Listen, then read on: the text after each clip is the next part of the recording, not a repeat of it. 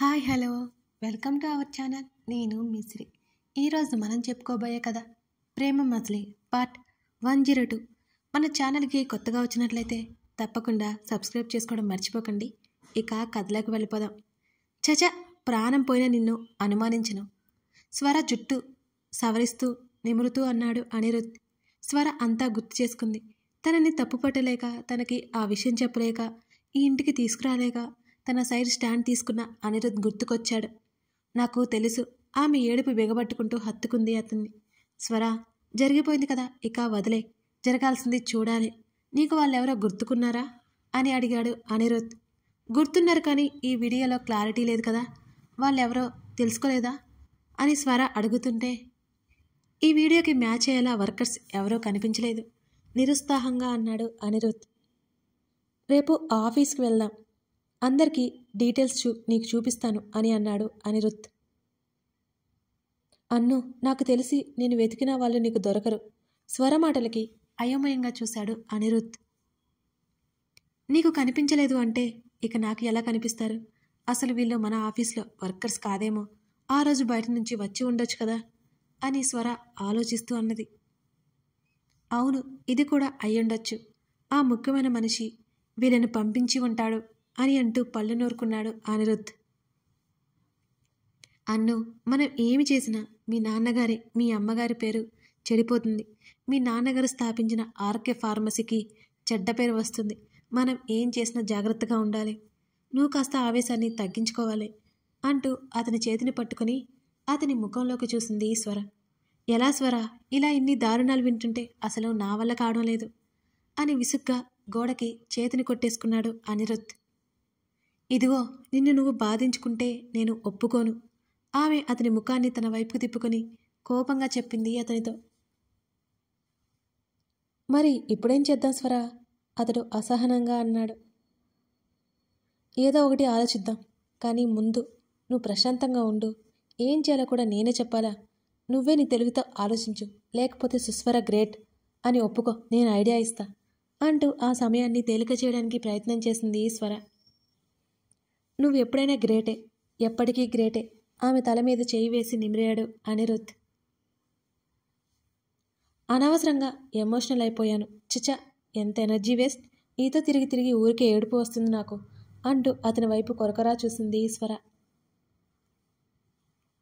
అనిరుద్ చిన్నగా నవ్వాడు ఆమె మాటలకి. నా దగ్గర ఏది దాచకు స్వర.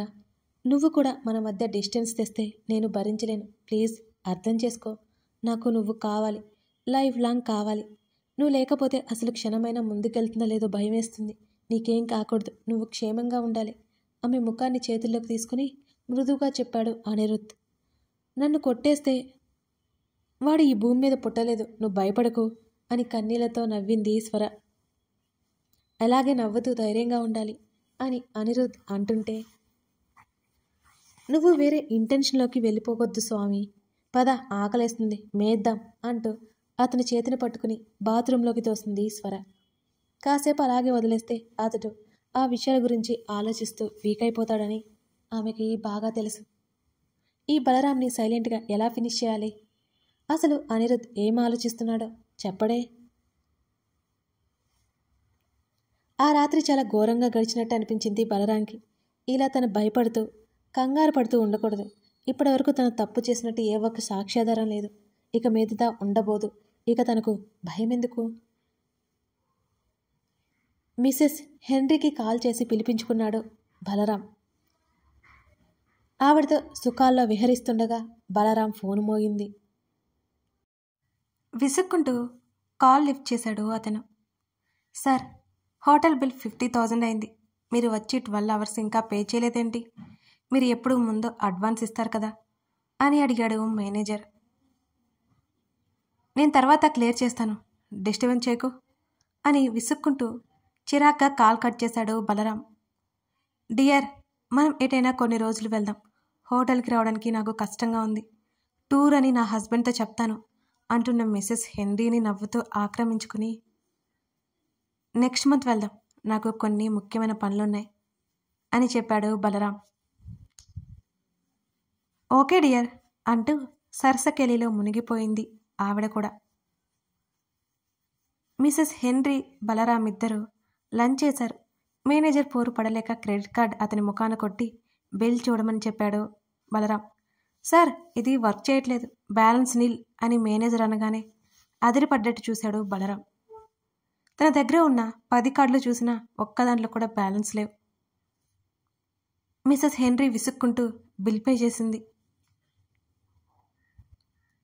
మేనేజర్ వెళ్ళిపోయిన తర్వాత థ్యాంక్ యూ డియర్ అని అన్నాడు బలరాం.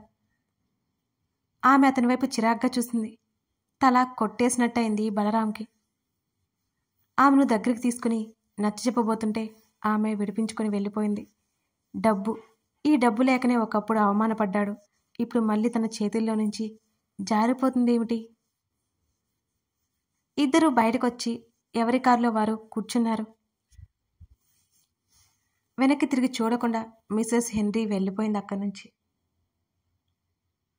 బలరాం విసుగ్గా ఆఫీస్కెళ్ళాడు. అకౌంటెంట్ని కలిసి నిలదీశాడు. అకౌంటెంట్ భయపడిపోయి మీ కార్డ్స్ అన్నీ బ్లాక్ చేయమని అనిరుద్ సార్ చెప్పారు అని భయపడుతూ అన్నాడు ఆ అకౌంటెంట్. కళ్ళు పేలిపోయేంత బయటికి వచ్చాయి బలరాంకి. అనిరుద్ అలా చెప్పాడా? ఏంటి నువ్వనేది? నాకు చెప్పకుండా అనిరుద్ ఇలా చేశాడా అని గట్టిగా అరిచాడు. సార్, మీకు ఇంకా విషయం తెలీదా? మీ అకౌంట్స్ని ఎవరో హ్యాక్ చేశారు. మీకు నష్టం వాటిల్లకుండా సార్ తెలివిగా ఇలా చేశారు. మీకు ఈ విషయం క్షుణ్ణంగా చెప్పమని నాతో అన్నారు అని అన్నాడు ఆ అకౌంటెంట్. అతని కాలర్ వదిలి విసుగ్గా ఇంటిబాట పట్టాడు బలరాం. అనిరుద్ ఆఫీస్లోనే ఉన్న అనిరుద్ని ఎదుర్కొనే ధైర్యం లేకపోయింది బలరాంకి. బలరాం ఇంటికి వెళ్లడం ఆలస్యం. హాల్లో క్యారమ్స్ ఆడుతూ కనిపించారు రామనాథ్, స్వర ఇద్దరు. వాళ్ళని చూస్తుంటే నిప్పుల మీద నిలబడ్డట్టుంది బలరాంకి. బలరాం వచ్చిన విషయం తెలిసినా ఇద్దరు పట్టించుకున్నట్టే ఉన్నారు. సుధామోహన్ బలరాం కోసం కాచుకుని కూర్చున్నారు.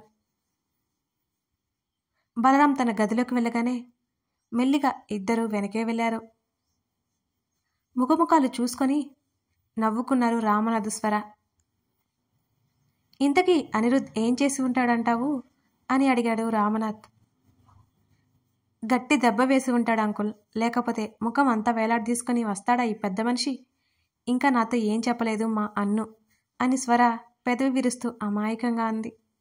పర్లేదు, పెంచిన తండ్రి మీద ప్రేమను చెరిపేసుకుంటున్నాడన్నమాట అని అన్నాడు రామనాథ్. తప్పదు కదా అంకుల్, అనిరుద్ కాబట్టి పెంచినందుకు విశ్వాసం చూపిస్తున్నాడు. అదే నేనైతేనా ఈ పాటికి మర్డర్ చేసి జైలుకి పోయేదాన్ని అని కచ్చగా అంది స్వర. స్వర, నువ్వు పొరపాటును కూడా అలాంటి పని చేసి అనిరుద్ని ఒంటరివాణ్ణి చేయకు అని అన్నాడు రామనాథ్ హెచ్చరికగా.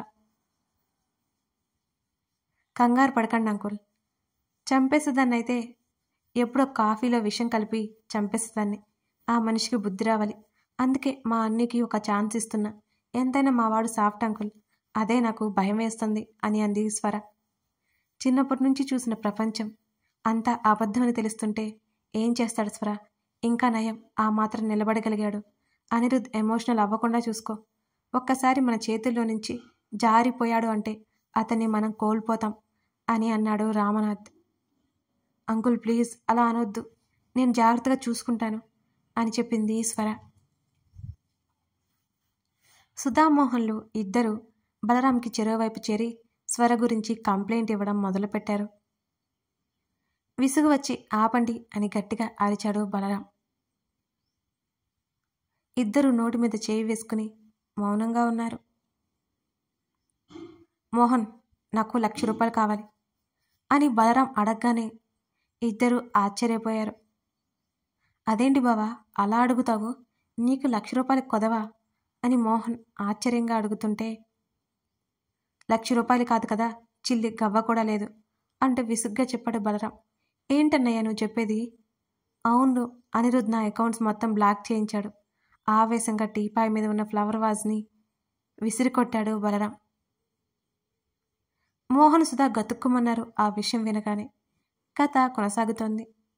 అనిరుద్ ఒక్కొక్క స్టెప్ వేస్తున్నాడు. బలరాం ప్రస్తుతం మౌనంగా ఉన్నాడు. ఇతను ఇంకేం చేస్తాడో మరి చూడాలి అంటే తర్వాత భాగాలు చూడాల్సిందే. కథ నచ్చితే లైక్ చేసి కామెంట్ చేయండి. అలాగే కొత్తగా వచ్చిన వారు ఉంటే మన ఛానల్ని సబ్స్క్రైబ్ చేసుకోండి. Thank you.